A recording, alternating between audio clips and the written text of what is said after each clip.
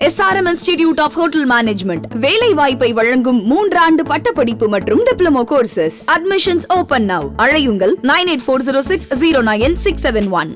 கள்ளக்குறிச்சி விச சாராய விவகாரத்தில் 24 மணி நேரத்திற்குள் தேவையான அனைத்து நடவடிக்கைகளும் எடுக்கப்பட்டதாக சட்டப்பேரவையில் முதலமைச்சர் மு.க.ஸ்டாலின் தெரிவித்துள்ளார்.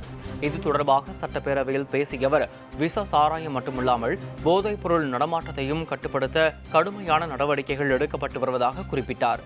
கள்ளக்குறிச்சி விச சாராய விவகாரத்தில் தொடர்புடைய அதிகாரிகள் மீது பணியிடை நீக்கம் உள்ளிட்ட நடவடிக்கைகள் எடுக்கப்பட்டுள்ளதாக அவர் கூறினார். இதன் பிறகும் நடவடிக்கை எடுக்கவில்லை என அதிமுகவினர் கூறுவது பிரச்சனையை திசை திருப்பும் நாடகம் என ஸ்டாலின் விமர்சித்தார்.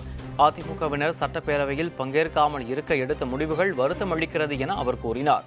மேலும் கோடநாடு கொலை வழக்கில் இதுவரை 268 சாட்சிகள் விசாரிக்கப்பட்டு 8 செல்போன்கள் ஆய்விற்கு அனுப்பப்பட்டுள்ளதாகவும் வெளிநாட்டு அழைப்புகளும் இருப்பதால் இன்டர்போல் மூலம் விசாரிக்கப்பட்டு வருவதாக அவர் தெரிவித்தார். தொடர்ந்து சட்டப்பேரவையில் முதலமைச்சர் மு.க.ஸ்டாலின் தாக்கல் செய்த காவல்துறை திருத்த சட்டம் ஒருமனதாக நிறைவேற்றப்பட்டது. கடந்த 19ஆம் தேதி இந்த சம்பவத்தை நான் கேள்விப்பட்டதும் பாதிக்கப்பட்ட அனைவருக்கும் உரிய சிகிச்சை அளிக்க உத்தரவிட்டேன். அது குறித்து இதே அவையில் 20ஆம் தேதி முழுமையான அறிக்கையை தாக்கல் செய்துள்ளேன். கள்ளச்சாராயம், விஷச்சாராயம் ஒழிப்பு மற்றும் குற்றவாளிகள் கைது நடவடிக்கைகள் தீவிரமாக தொடர்கிறது.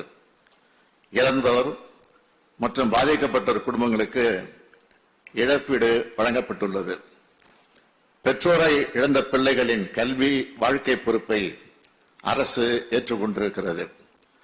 சம்பந்தப்பட்ட அதிகாரிகள் மீது பணியிடை நீக்கம் உள்ளிட்ட நடவடிக்கைகள் எடுக்கப்பட்டுள்ளன.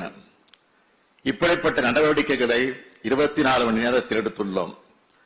இதன் பிறகும் நடவடிக்கை சரியில்லை என்று சொல்வது அவர்கள் நடத்தும் திசை திருப்பல் நாடகம்.